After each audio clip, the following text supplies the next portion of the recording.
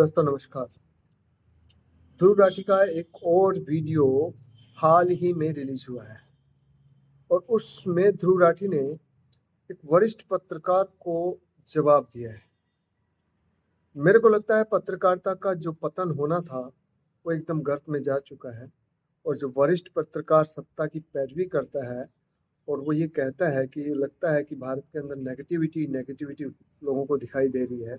अगर ये सच नहीं है अगर ये सच नहीं है तो हालात पर अपनी टिप्पणी देना उचित होता है। जवाब का एक तरीका होता है कि आपके द्वारा कोई बात कहनी है तो उस तथ्य के साथ आप जाएं कि ये कही गई बात उचित नहीं है। ध्रुव राठी ने अपने पिछले वीडियो में भी डिक्टेटरशिप पे बात की थी और लगातार वो अपने वीडियो डाल रहे हैं। अगर किसी वरिष्ठ पत्रकार को, अगर किसी व्यक्ति को लगता है कि देश में ऐसा नहीं है, तो देश में कैसा है ये भी बताना तो उनकी ड्यूटी है ना। फिर वो ये क्यों नहीं बता रहे कि देश में ऐसा है? अगर देश में अच्छा है तो देश की जो अच्छाई है, वो अच्छाई हम सबके सामने आनी चाहिए ना। वो अच्छाई हम सबके सामने क्यों नहीं आ रही? उसमें कमियाँ क्यों हैं? वो आंकड़े जो आम आदमी तक पहुँचने चाहिए, वो पहुँच क्यों नहीं रहे? सभी संसदीय समितियों से विपक्ष को क्यों हटा दिया गया?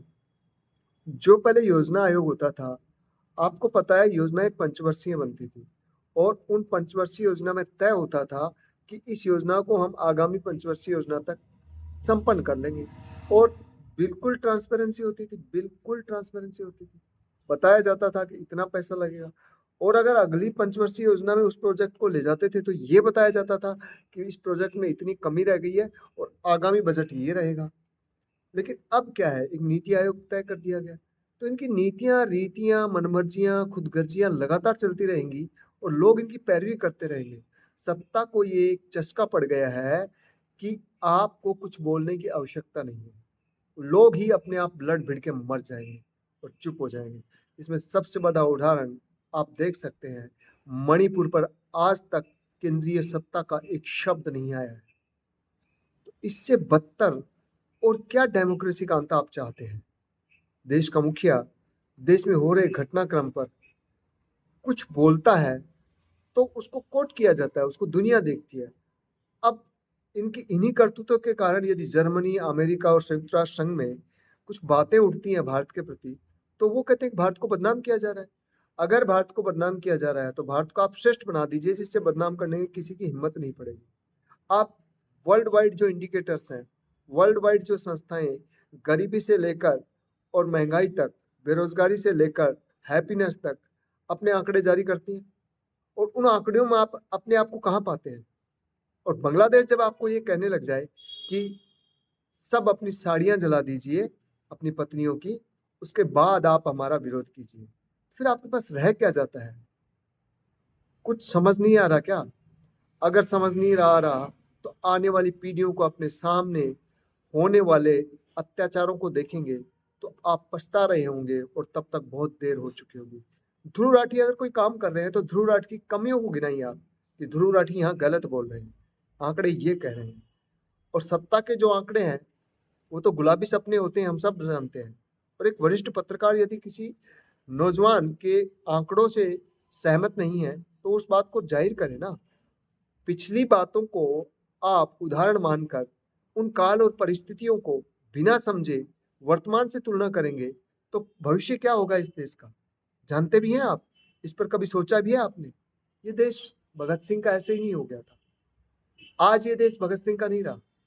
छोटी सी उम्र में जो अपनी जेल में किताबों से अपने को अपडेट रखता था और उन किताबों पर अपनी टिप्पणियां करता था और अपना नजरिया रखता था, आज के लोग व्हाट्सएप पे आके जुड़ गए हैं और व्हाट्सएप ने जो दुर्गति की है इस देश की, वो शायद आने वाली पीढ़ियों के लिए बहुत खतरनाक हो।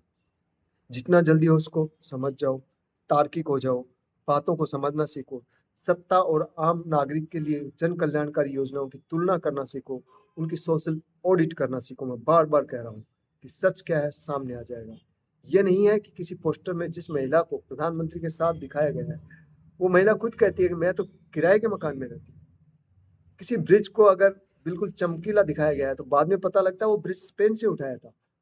और बीजेपी जैसी संस्था झूठ का इतना बड़ा पिटारा है, पिछले कई सालों से लगातार झूठ बोले जा रही है और हम उसको स्वीकारे जा रहे हैं। ठीक है, स्वीकार लीजिए, ये आपका विचार है, लेकिन कोई अपना विचार रख रहा है, उसका विरोध करने का आपका अपना एक तरीका होना चाहिए, एक अनुभवी पत्रकार का तरीका होना चाहिए। ये नहीं मान लेना चाहिए कि नकारात्मकता इस देश में नहीं है। है, इस देश में जो घटनाक्रम है, उन पर शायद उन पत्रकारों की नज़र नहीं है, या नज़र है तो उनकी नज़रों पर सत्ता का चश्मा चढ़ा दिया गया है कि वो ऐसा ही देखें जैसे सत्ता दिखाना चाहती है। गौर कीजिए, पढ़ना सीखिए, आने वाली पीढ़ियों को पढ़ाना सिखाइए कि वर्तमान की तुलना अगर हम भूतकाल से करते हैं, तभी बेहतरीन भविष्य का निर्माण कर सकते हैं। हम किसी व्यक्ति विशेष की प्रशंसा करके हम देश को श्रेष्ठ नहीं बना सकते। विचार कीजिए, हो सकता है विचार करें। मैं आपको सब्सक्राइब करने की बात नहीं कहूँगा, मैं आपको लाइक करने की बात नहीं कहूँगा, मैं इस वीडियो को शेयर करने की बात नहीं कहूँगा, ये मेरे आचरण में नहीं है।